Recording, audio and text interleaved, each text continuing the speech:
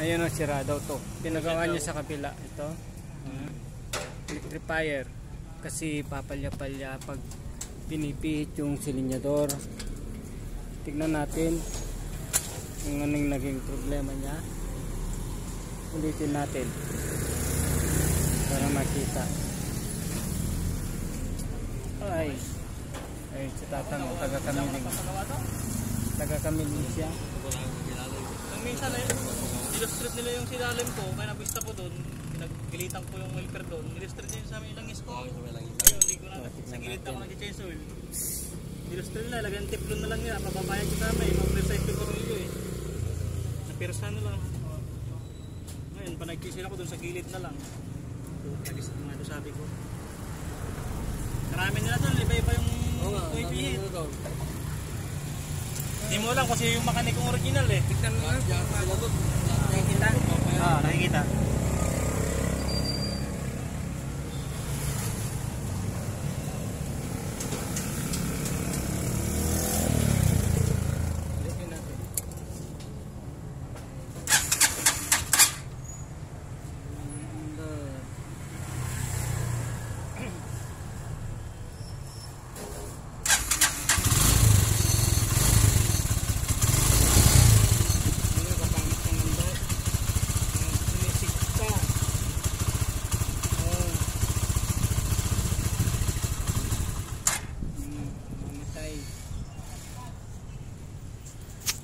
Pinalitan nila yung electrifier, yung dawang sira, pero diagnose ko dito itong spark plug kasi malapit masyado lakay, hindi makapag yung kuryente.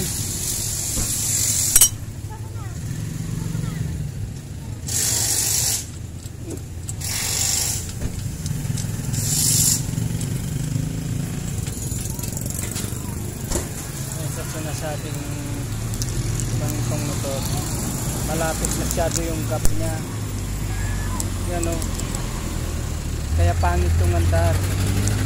Yan, tignan natin pag kalayo ito, ayusin natin.